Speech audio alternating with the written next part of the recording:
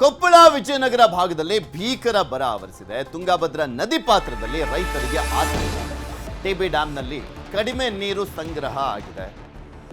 10 ವರ್ಷದ ಕನಿಷ್ಠ ನೀರಿನ ಮಟ್ಟ ಮಿನಿಮಮ್ ಅಂದ್ರೂ ಆವರೇಜ್ ತಗೊಂಡ್ರು 10 ವರ್ಷದಲ್ಲಿ 64 TMC ಆದರೂ ಇರ್ತಾ ಇತ್ತು. ಈಗ ಜಲಾಶಯದಲ್ಲಿ ಇರುವಂಥದ್ದು 32.02 TMC ನೀರು ಅಷ್ಟೇ. ಇಷ್ಟು ನೀರು ಕಡಿಮೆ ಆಗಿರುವಂಥದ್ದು ಇದೇ ಮೊದಲು. 2016ರಲ್ಲಿ 88 TMC ನೀರಿತ್ತು. ಅದೇ ಕಡಿಮೆ ಅಂತ ಹೇಳಲಾಗ್ತಾ ಇತ್ತು 2016ರಲ್ಲಿ, 10 ವರ್ಷದ ಹಿಂದೆ 88 TMC ನೀರಿದ್ದಿದ್ದೇ ಕಡಿಮೆ ಅಂತ ಹೇಳಲಾಗ್ತಾ ಇತ್ತು. ಈಗ 32 TMCಗೆ ಕುಸಿದಿರುವಂಥದ್ದು ಡ್ಯಾಮ್ನ ನೀರು. ಜಲಾಶಯ ಆಶ್ರಿತ ಭೂಮಿಯಲ್ಲಿ ಒಣಗ್ತಾ ಇದೆ ಬೆಳೆ. ನದಿಗೆ ನೀರಿಲ್ಲದೆ ಸಾವಂತಾ ಇರುವಂಥದ್ದು ಜಲಚರಗಳು. ಬಚಾವತ್ ಆಯೋಗದ ತೀರ್ಪು ಪಾಲಿಸಲಿಕ್ಕೆ ಆಗ್ರಹಿಸಲಾಗ್ತಾ ಇದೆ. ನದಿ ಪಾತ್ರದ ಜಮೀನು ಒಣಗದಂತೆ ಇದೇ ಮಾರ್ಗಸೂಚಿ, ಇದನ್ನ ಪಾಲಿಸುವಂತೆ ಒತ್ತಾಯಿಸ್ತಾ ಇದ್ದಾರೆ ಅನ್ನದಾತರು. ಆದರೆ ಕುಡಿಲಿಕ್ಕೂ ನೀರಿರಲ್ಲ, ಆಮೇಲೆ ಈಗ ಬಿಟ್ಬಿಟ್ರೆ ಅನ್ನುವಂಥದ್ದೇ ಈಗಿರುವಂಥ ಭಯ. ಓಕೆ, ನದಿ ಪಾತ್ರದ ಆ ಭಾಗದಲ್ಲಿ ಚಾನಲ್ ಏರಿಯಾಗಳಲ್ಲಿ ಬೆಳೆದಿರುವಂಥ ಬೆಳೆಗಳಿಗೆ ನೀರು ಬಿಡ್ತೀವಿ ಅಂದರೆ ಕುಡಿಲಿಕ್ಕೆ ನೀರಿರಲ್ಲ. ಆಮೇಲೆ ಅವಾಗ ಏನು ಮಾಡ್ತಾರೆ? ಅದೇ ಅಧಿಕಾರಿಗಳಿಗೆ ಬಯಸ್ಕೊಳ್ಬೇಕಾಗತ್ತೆ, ಅದೇ ಅಧಿಕಾರಿಗಳು ಶಾಪ ಹಾಕ್ಸ್ಕೋಬೇಕಾಗತ್ತೆ. ಸೊ ಹೀಗಾಗಿನೇ ಈಗ ಸದ್ಯಕ್ಕೇನೋ 20,000 ಕ್ಯೂಸೆಕ್ ನೀರು ಒಳಹರಿವಿದೆ. ಇದೇ ರೀತಿಯಾಗಿ ಒಳಹರಿವು ಇದ್ದಂಥ ಸಂದರ್ಭದಲ್ಲಿ ಸ್ವಲ್ಪ ಹೋಪ್ಸ್ ಬರುತ್ತೆ. ಇದ್ರ ಬಗ್ಗೆ ಇನ್ನಷ್ಟು ಮಾಹಿತಿಯನ್ನು ಕೊಡ್ತಾ ಹೋಗ್ತಾರೆ ನಮ್ಮ ಕೊಪ್ಪಳದ ಪ್ರತಿನಿಧಿ ಶರಣಪ್ಪ ಬಾಚಲಾಪುರ ದೂರವಾಣಿ ಸಂಪರ್ಕದಲ್ಲಿ ಜಾಯ್ನ್ ಆಗಿದ್ದಾರೆ.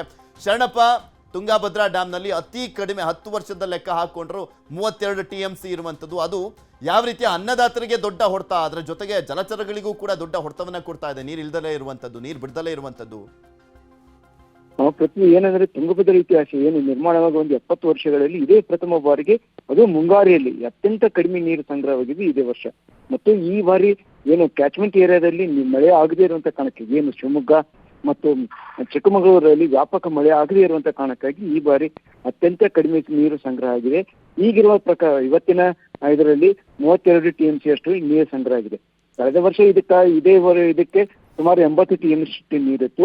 ಮತ್ತೆ ಇದನ್ನ ಅವರೇಜ್ ಆಗಿ ನೋಡಿದ್ರೆ ಕಳೆದ 10 ವರ್ಷದಲ್ಲಿ ನೋಡಿದ್ರೆ ಇಲ್ಲಿ ಒಟ್ಟು 58-60 TMC ಅಷ್ಟು ನೀರು ಇರ್ತಿತ್ತು. ಆದ್ರೆ ಈ ಬಾರಿ ಅತ್ಯಂತ ಕಡಿಮೆ ನೀರು ಇರೋದು ಒಂದ್ ಕಡೆ ಆಗಿದೆ. ಜೊತೆಗೆ ಏನು ಮುಂದಿನ ಸಹ ಇನ್ಫ್ಲೋ ಹೆಚ್ಚಾದ್ರೆ ಮಾತ್ರ ಇಲ್ಲಿ ನೀರು ಈಗ ಸಂಗ್ರಹ ಆಗುತ್ತೆ. ಈಗಿರುವಂತದ್ದು ಏನು ಕಂದಾಯ ಇಲಾಖೆಯ ವಿಭಾಗ ಪ್ರಾದೇಶಿಕ ಆಯುಕ್ತರು ಇದರ ಪ್ರಕಾರ ಈಗಿರುವಂತ ಜಲಾಶಯದ ನೀರು ಕೇವಲ ಕುಡಿಯೋದಕ್ಕೆ ಮಾತ್ರ ಬಳಕೆ ಮಾಡ್ರಿ, ಮತ್ತು ಮುಖ್ಯಮಂತ್ರಿಗಳು ಸಹ ಈ ಕುರಿತು ಒಂದು ಸ್ಪಷ್ಟನೆ ನೀಡಿದ್ದು ಯಾವುದೇ ಕಾರಣಕ್ಕೂ ಬೆಳೆಗೆ ನೀರು ಬಿಡಬೇಡ್ರಿ ಅನ್ನೋದು ಅಂತಿದೆ. ಆದ್ರೆ ಇಲ್ಲಿ ಮುಖ್ಯವಾಗಿ ಗಮನಿಸಬೇಕಂತ ಹೇಳಿದ್ರೆ ಏನು 1977ರಲ್ಲಿ ಏನು ಬಚಾವ್ ತೀರ್ಪು ಆಯೋಗದ ತೀರ್ಪು ಅಂತ, ಆ ತೀರ್ಪಿನಲ್ಲಿ ಸ್ಪಷ್ಟವಾಗಿದೆ. ಏನು ತುಂಗಭದ್ರಾ ಜಲಾಶಯ ನಿರ್ಮಾಣವಾದ ನಂತರ ನದಿ ಪಾತ್ರದಲ್ಲಿ ಅಂದ್ರೆ ಕೆಳಭಾಗದಲ್ಲಿ, ತುಂಗಭದ್ರಾ ಜಲಾಶಯದ ಕೆಳಭಾಗದಲ್ಲಿರುವಂತ ಪ್ರದೇಶಕ್ಕೆ ಯಾವುದೇ ಕಾರಣಕ್ಕೂ ನೀರು ಹರಿತಾ ಇರಬೇಕು. ಯಾಕಂತ ಹೇಳಿದ್ರೆ ನೀರು ಹರಿದೇ ಇದ್ರೆ ಅಲ್ಲಿರುವಂತ ಜಲಚರಗಳಾಗಿರ್ಬೋದು ಮತ್ತು ಆ ನದಿ ಪಾತ್ರದಲ್ಲಿರುವಂತ ಜನರಿಗೂ ಸಹ ನೀರಿನ ಕೊರತೆ ಆಗ್ಬಾರ್ದು ಅನ್ನುವಂತ ನಿಯಮ ಇದೆ.